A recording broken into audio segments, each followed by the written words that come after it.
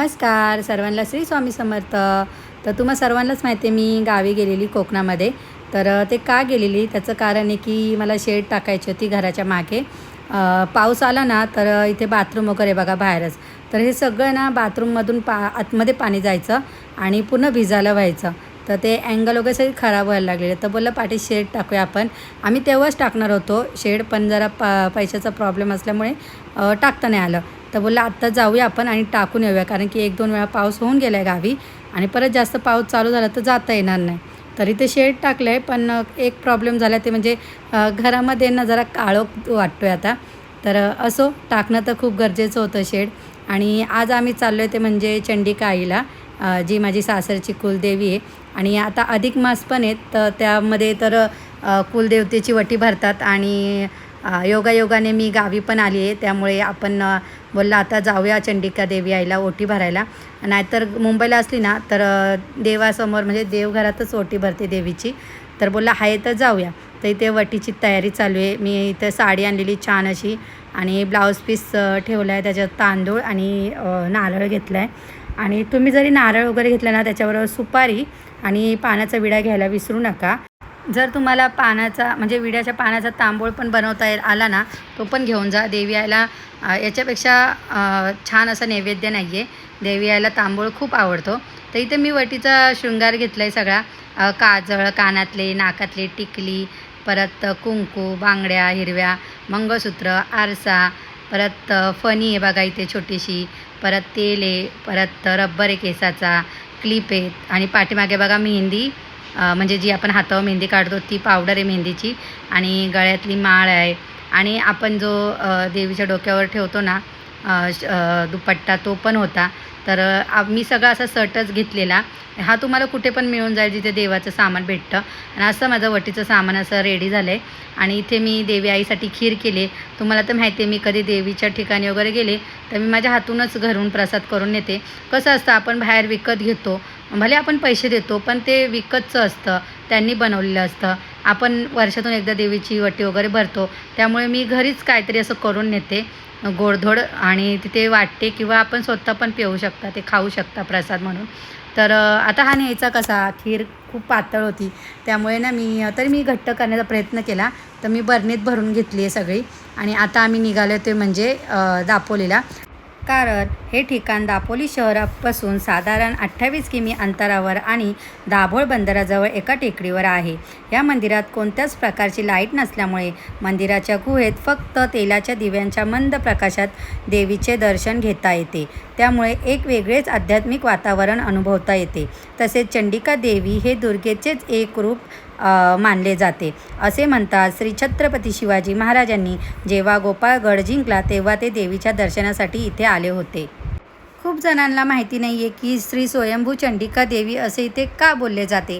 तर इथे स्वतःच देवी प्रकट झाली होती, त्यामुळे भरपूर जणांना माहिती नाही आहे. कारण की काही लोक इथे कधीच आले नाही आहेत. तर त्यांच्यासाठी मी एक छोटीशी अशी गोष्ट सांगते. श्री स्वयंभू चंडिका देवी ही पांडवकालीन आहे. पांडवांचा अज्ञातवास चालू असताना पांडव गुहा कोरून ह्या गुहेत तप करण्यासाठी बसले होते. त्यांना श्री स्वयंभू चंडिका देवी प्रसन्न झाली. कालांतराने श्री जमनापुरी नावाचे ऋषी दाभोळ या ठिकाणी तपाला बसले असता त्यांच्या स्वप्नात श्री चंडिका देवीने दृष्टांत दिला व सांगितले की मी अशा ठिकाणी आहे जिथे पाण्याचा जिवंत झरा आहे. तेथून वर एक मोठी शिळा आहे, ती बाजूला करून आत प्रवेश कर, मी तेथे आहे.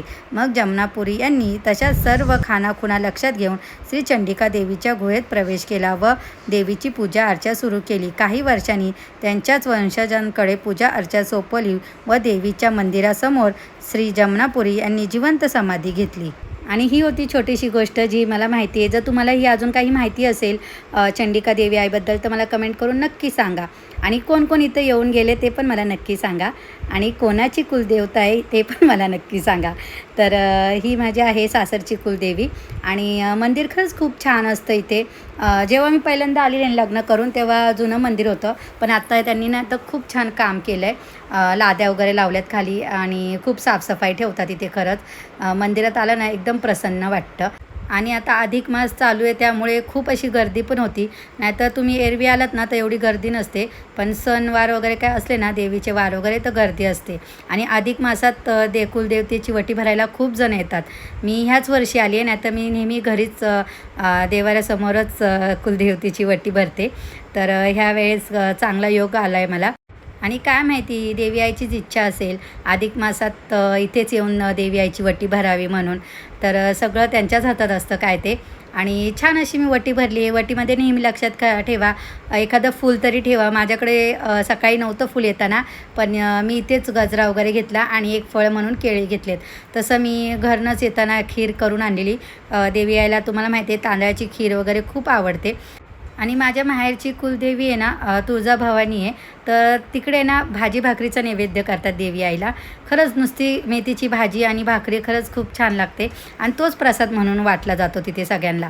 तर इथे आहे हे देवी आईचं मंदिर. म्हणजे इथून गुहेमधून आतमध्ये जायचं. बघा किती प्रचंड काळोख दिसतोय. जाताना दिसत पण नाही अंधारात. काय लोक तर मोबाईलची टॉर्च वगैरे लावतात आणि लावलीच पाहिजे, कारण की वयस्कर लोक असतील तर पडायला वगैरे होतं. आणि ह्या मंदिरात सगळीकडे दिवेस लावलेले बघा तेलाचे. आणि एकदम थंडावा वाटतो इथे, कारण की आतमध्ये असल्यामुळे ना एकदम गारगार वाटतं. आणि ही आमची चंडिका देवी आई आहे. खूप छान, एकदम मन प्रसन्न झालं. मस्त अशी वटी भरता आली. तिथे जास्त व्हिडिओ वगैरे काढून देत नाही.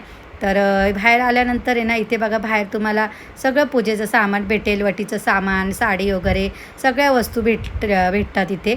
जरी तुम्ही आणल्या नाही घरून तरी पण भेटतात, पण मी शक्यतो घरूनच घेऊन येते सगळं. आणि काही विसरले तर इथे घेते. आणि आता आंब्याचं सीझन असल्यामुळे छान असे गोड आंबे पण होते. हे कुठून आणत नाही, यांचेच बाग आहे तिथे आंब्याचे, त्यामुळे ते इथेच विकतात आंबे आणि खूप स्वस्त दरात असतात. जर तुम्ही कधी गेलात उन्हाळ्यात वगैरे इथे देवी आईच्या दर्शनाला तर नक्की आंबे वगैरे घ्या. आणि ते बघा साठवणीच्या गोष्टी होत्या, म्हणजे आंब्याची चिक्की, आंब्याचे लाडू, खूप काय होतं. परत आवळा सुपारी, अनारसच्या वड्या, पाचक वडी, बघा चिंचवडी पण होती, कोकम वडी होती. जे कोकणात प्रसिद्ध आहे ना त्या सगळ्या गोष्टी इथं होत्या. परत हापूस आंब्यावडी पण होती बघा, मला खूप आवडते. आणि इथे मसाले पण होते, मालवणी मिक्स मसाला वगैरे. परत कोकमाचं आगळ होतं. हे बघा फणसाचे जे काप असतात साठवणीचे ते पण होते. खूप छान लागतात ते तळले जातात फणस कापून. आणि ही आहे खोबरं आणि लसूण टाकून चटणी बनवतात आणि खरंच खूप छान लागतो ती भाकरीबरोबर. आणि हे आहे आंब्याचं मावा, खरंच खूप गोड असतो हा, छान लागतो. तर खूप साऱ्या गोष्टी आहेत इथे विकत घेण्यासाठी, चकल्या वगैरे. जर तुम्ही आलात तर नक्की घ्या. इथे लाडू पण भेटतात, कडक शेवचे लाडू. तर आम्ही सकाळी 3 वाजताच निघालो आहे डोंबिवलीला जायला. तर तुम्हा सर्वांना आजचा हा व्हिडिओ कसा वाटला? जर आवडला असेल तर माझ्या व्हिडिओला प्लीज लाईक करा, शेअर करा, सबस्क्राईब करा. पुन्हा भेटूया पुढच्या व्हिडिओमध्ये. तोपर्यंत सर्वांना बाय बाय.